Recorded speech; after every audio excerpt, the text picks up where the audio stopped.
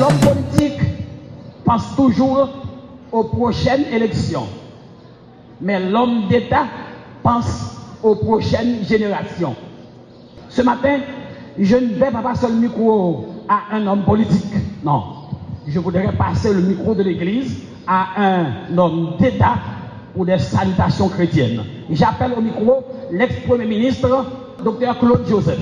Il vient au micro au grand applaudissement de l'Église.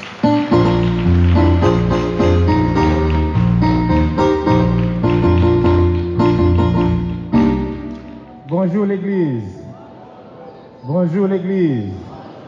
Un grand merci à notre pasteur Barnabas pour cette belle introduction.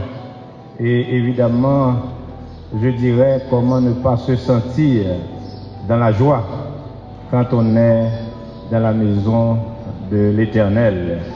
Je suis donc content d'être ici ce matin dans la maison de l'Éternel.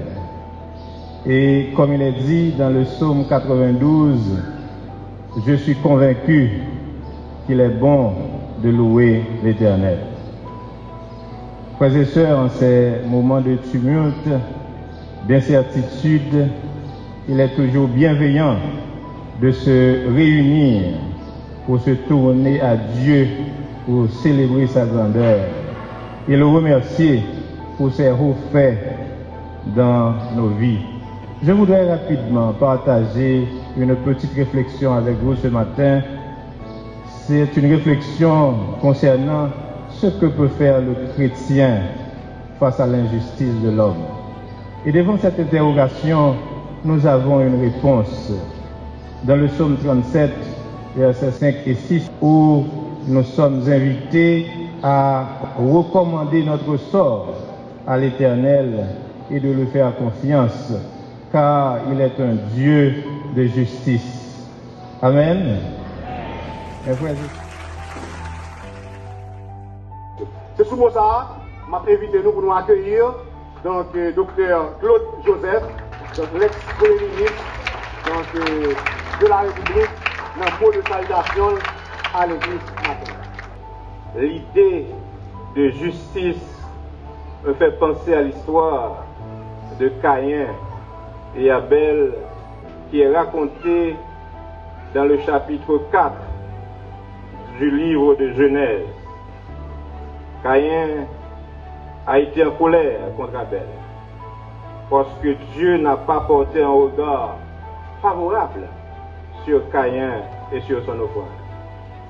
Il faut rappeler que Abel a offert à l'Éternel les premiers-nés de son troupeau, alors que Caïn, lui, il a offert à l'Éternel une offrande des fruits de la terre.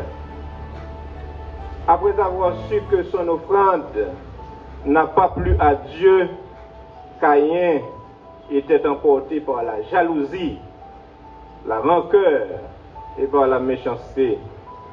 Et ce sont ces sentiments négatifs, n'est-ce pas, qui ont poussé Caïn à se jeter contre Abel et les tuer, comme vous savez bien dans la Bible.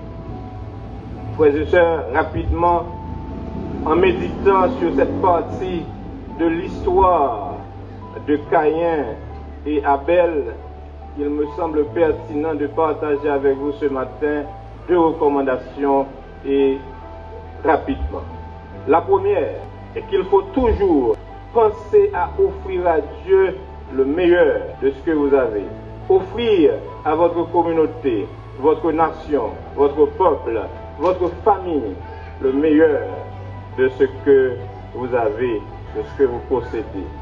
Et en cela, je ne saurais ne pas penser au feu président Jovenel Moïse, qui avait un amour profond, une passion pour Haïti et qui a toujours voulu donner à son peuple le meilleur en termes de politique publique. Et là, je parle d'électricité, infrastructure routière, accès au crédit, promotion de la jeunesse, etc. Ma deuxième recommandation, pour abonder dans le même sens que le pasteur Augustin dans son message rassurant de ce matin, il ne faut jamais entretenir la haine à l'égard de votre frère, de votre compatriote, etc.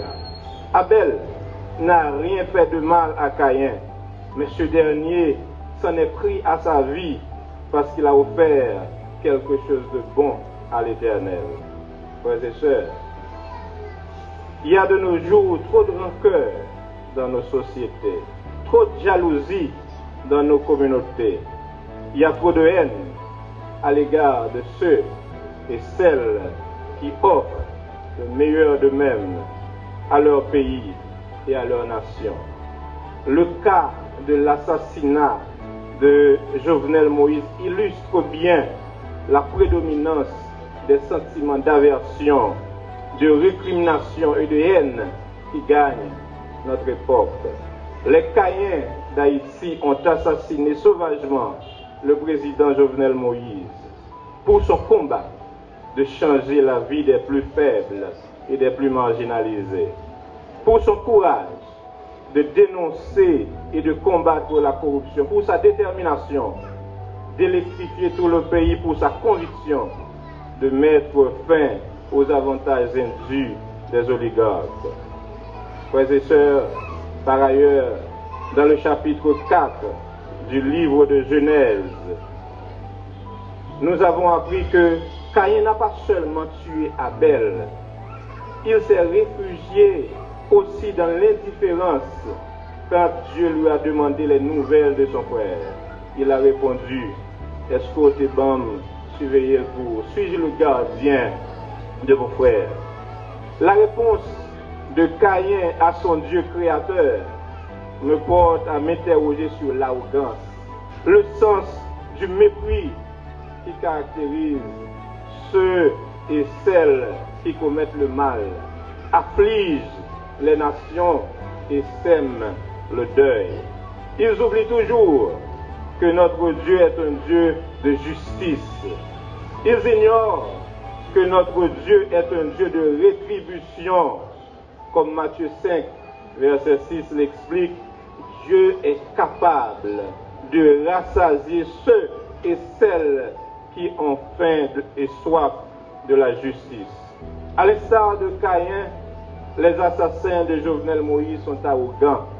Comme après la mort de Dessalines en 1806, ils veulent imposer le silence à tout prix. Ils remuent ciel et terre pour empêcher que justice soit rendue au président Jovenel Moïse, à sa famille et à la nation tout entière. Ils méprisent ceux et celles qui se battent afin que le crime ne soit pas resté impuni. Mais, comme l'Éternel l'a dit à Caïn en Exode 4, verset 6, ces assassins doivent se rendre compte que la voix du sang de Jovenel Moïse crie du lieu de sa sépulture jusqu'à la terre entière et qu'ils seront maudits aussi bien par la justice divine que par la justice de l'homme. Ils doivent se rappeler, comme il est dit dans le livre de Romains 13, verset 1er, que toute autorité vient de Dieu et que l'assassinat de Jovenel Moïse a attiré la colère de Dieu et celle de la nation sur leur vie.